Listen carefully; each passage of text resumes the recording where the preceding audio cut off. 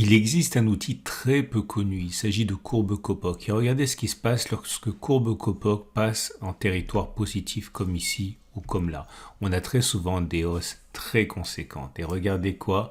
Eh bien, cela pourrait se produire dès lundi. On va voir si on peut gagner de l'argent avec une stratégie qui repose sur cet outil. Salut, c'est Trado, content de vous retrouver pour la mise à jour de l'analyse technique du CAC 40 avec une nouvelle séance de hausse 0,81% depuis qu'on a rebondi sur la zone d'accumulation rationnelle ici des 66,87, 68,24. On a vu que de multiples setups, systèmes, stratégies ont fonctionné à la hausse. Je vous ai parlé, je suis obligé d'en parler parce que beaucoup regardent la vidéo uniquement le dimanche et il faut quand même montrer ce qui fonctionne et ce qui ne fonctionne pas. On a vu qu'il y avait un signal MACD qui avait été donné, c'était il y a 3 séances ici, vous voyez avec le signal croisement, c'était là. On a vu également qu'il y avait le SHAF qui avait donné son signal. Alors le SHAF, pareil, hein, c'est un indicateur technique plutôt lourd et qui donne des signaux plutôt retardés, mais l'avantage c'est que quand il les donne, généralement c'est pas pour rien, c'était une séance auparavant. On a vu également une autre stratégie, il faut que vous fassiez l'effort de regarder les vidéos de la semaine si ça vous intéresse, parce que sinon ça va faire des vidéos trop longues. J'avais expliqué attaque baissière, cassure, retracement, on dépasse les plus hauts. Ici, c'est un signal d'achat que j'ai utilisé pendant très très longtemps avant de trouver des choses plus, on va dire, plus efficaces. Mais bon, ça c'est quand même assez bluffant. Bref, ce ne sont pas les signaux haussiers qui ont manqué. Je vous rappelle que, et ça bien sûr, ça fait suite à des signaux plus, entre guillemets, court terme, hein, comme la pénétrante haussière qu'on avait vue là. Bon, bref, beaucoup de signaux, et on sait que lorsque les signaux haussiers fonctionnent alors qu'ils ne fonctionnaient pas auparavant, c'est que généralement il y a un changement de tendance, et c'est sans doute ce qui est en train de se passer ici. Et à cet égard, hein, la possibilité de voir un nouveau test des sommets récents ici est totalement envisageable. Hein. Alors, est-ce qu'on va réussir à casser ou pas? Ça sera un petit peu l'objectif du backtest du jour. Mais méfiez-vous si vous êtes baissier. Hein, les cours sont quand même bien orientés. Enfin, le CAC 40 est bien orienté. Je vous rappelle que là, on a eu un gap. Okay. S'il s'agit d'un gap de continuation, vous prenez la distance parcourue avant, vous mettez au-dessus, ça vous fait casser l'ancienne résistance, hein, ça veut dire aller chercher 7600. Vous avez également d'autres choses comme les données hebdomadaires où on a vu qu'il y avait un signal qui avait été donné. Je vous invite à regarder la vidéo de vendredi. Bref, beaucoup de choses militent pour une continuation de la hausse. Maintenant, à titre personnel, voilà ce que je vois. Je vois quelque chose comme ça. Ok ? Pour faire simple, je ne dis pas que c'est quelque chose qui va arriver, j'en sais rien, je ne sais pas plus que vous, mais en tout cas, ce que je suis en train de vous dire, c'est que moi, je serai acheteur à peu près ici, et pour l'instant, je ne vends pas parce que la pression est très très forte. Mais voilà, j'envisage que l'on monte, que l'on descende et que l'on remonte encore après, on verra. Je vous rappelle également au niveau des éléments techniques, non, le chandelier japonais du jour est bon puisqu'il est vert et on termine dans le tiers haussier. On a vu dans les précédentes analyses qu'on avait l'Aikinashi qui était haussier puisque ce sont des bougies vertes sans mèche basse, plutôt longue, c'est-à-dire qu'il est plus plausible que l'on continue de monter plutôt que l'on ait fait les plus hauts. On n'a pas encore de signal au niveau des 3-line break qui est toujours rouge, mais attention, au moment où on aura notre premier bloc vert, vous savez très très bien qu'il est rare qu'on n'en ait qu'un seul comme ici, généralement c'est une série, et là il ne faudra pas louper l'occasion si vous avez un billet haussier et que vous cherchez un point d'entrée.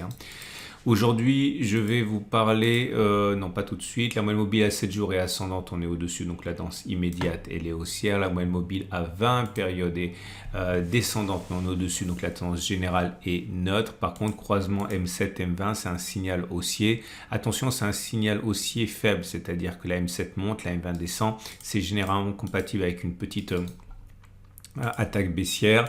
La moyenne mobile à 50 jours est à nouveau haussière, on est au-dessus, et là elle est ascendante, la tendance de fond est haussière. Bref, c'est pas mal du tout.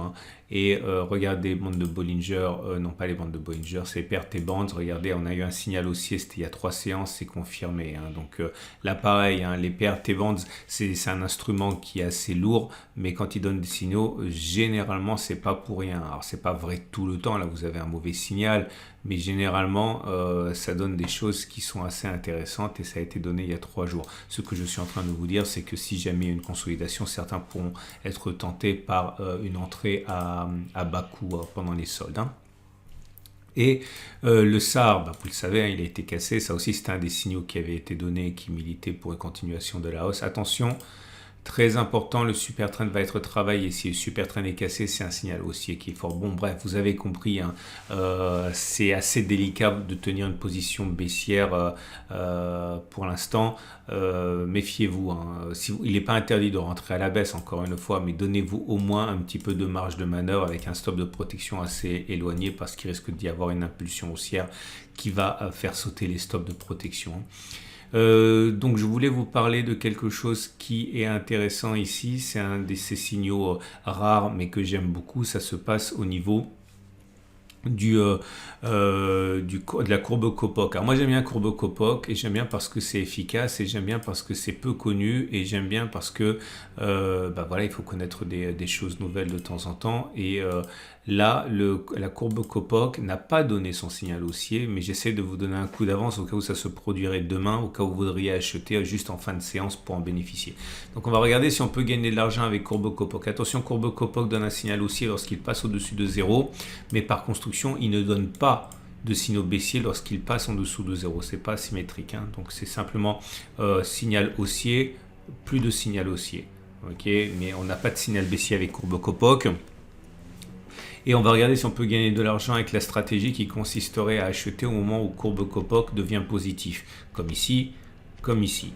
Et j'ai regardé, ne soyons pas avares de nos efforts, c'est dimanche, si on pouvait gagner de l'argent en visant 4 types de scénarios. Alors là, vous avez 4 pouces verts parce que le signal a été donné sur cette bougie. Ok, là. Et j'ai pris un stop de protection en dessous des plus bas du courbe Kopok négatif. Le plus bas du courbe Kopok négatif, c'était ici. Courbe Kopok était négatif et les plus bas, ils sont là. Je prends la distance entre le signal et le stop de protection que je mettrai donc sur les plus bas, 5,12. Et là, vous voyez, vous avez 4 pouces verts. 4 pouces verts parce qu'on a fait au moins une clôture au-dessus. On a fait même plusieurs, hein, mais au moins une clôture au-dessus du signal. On a fait une fois, 2 fois, 3 fois la distance au stop de protection. Ok, regardez, au mieux on a fait 24,72 avec un stop à moins 5,12. Vous voyez bien qu'on a fait beaucoup plus que 3 fois la progression au stop de protection. Là, vous avez seulement 3 pouces. Je vais vous montrer celui-là. Là, vous avez 1 pouce vert et 3 pouces rouges parce que le signal a été donné sur cette bougie ici. Comme vous pouvez le voir, avec un stop de protection qui aurait été mis sous le plus bas du cycle baissier du courbe Kopok à 5,06. On n'a pas réussi à faire plus 5,06. On a été déclenché sur le stop de protection sur cette bougie ici. Par contre, on a fait au moins une clôture au-dessus. Par contre, ni une fois, ni deux fois, ni 3 fois la différence au stop de protection. Et donc, on va maintenant regarder ce qui s'est passé. Donc on reprend les choses depuis le début, je vais faire défiler, j'ai fait 36 occurrences ici et vous pouvez le voir, c'est assez prometteur. Et voilà le bilan au bout de 36 occurrences. Alors, à partir du moment où le signal a été donné aujourd'hui, est-il plausible que l'on aille plus haut, que l'on clôture plus... Attendez. Le signal n'a pas été donné aujourd'hui. C'est au cas où il serait donné demain et que vous vouliez rentrer en toute fin de séance. Est-il plausible que l'on inscrive un plus haut par rapport à la clôture du signal? Eh bien oui, 31K ça a été le cas, 5K ça n'a pas été le cas, ça donne 86% de chances qu'on aille plus haut. Donc faites attention si vous voulez spéculer à la baisse, c'est peut-être pas forcément le meilleur timing. 2. Est-ce qu'il est plausible que l'on fasse une fois la distance au stop de protection? Donc ça veut dire clairement qu'entre, je dis n'importe quoi, imaginons que le signal soit donné sur ce niveau-là, attention, je dis n'importe quoi. Est-ce qu'il est envisageable que l'on fasse 8,26 vers le haut avant de faire moins 8,26? C'est ce qui s'est passé dans 21K, ça a échoué dans 15K, autrement dit ça a fonctionné dans 58% des cas.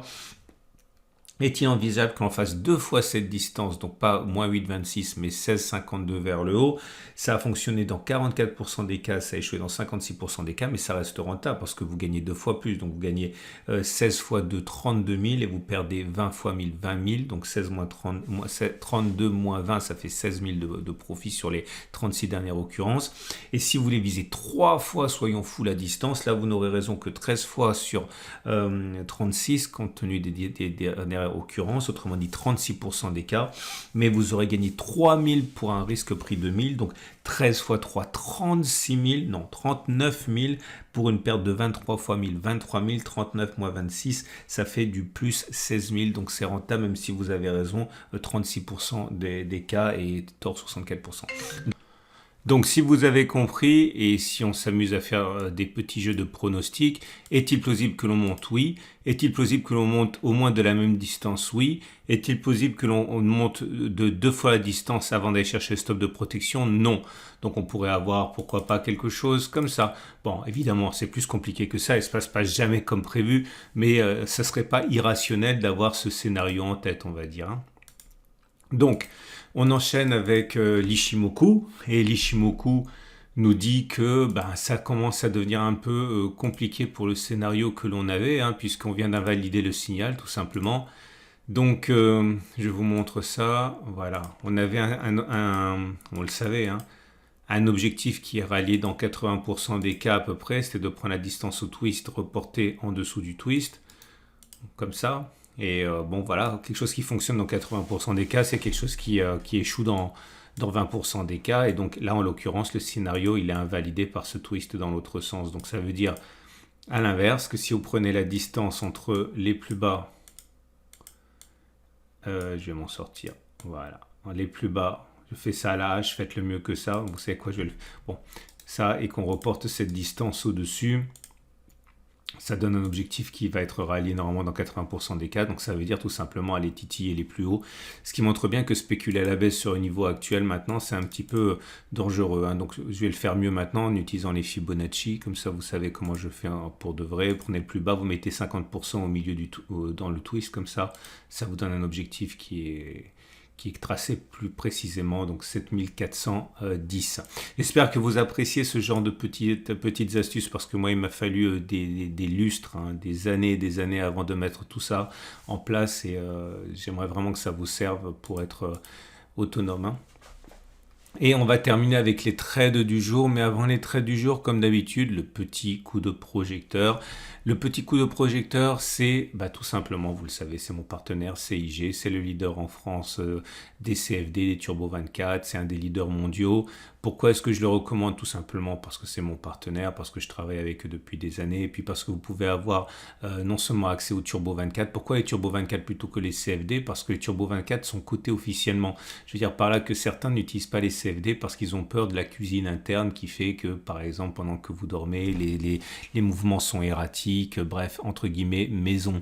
Alors que les Turbo 24 sont cotés officiellement. Alors bien sûr, la manipulation est possible, surtout, on le sait bien, mais c'est quand même plus difficile de manipuler les choses quand c'est coté officiellement, en particulier parce que c'est coté en Allemagne, et que sur des produits maison. Donc voilà, c'est pour ça que je recommande IG si vous voulez trader. Mais attention, j'ai beau recommander IG, c'est CFD, c'est Turbo 24, mais il faut faire très attention parce que le trading, c'est très compliqué.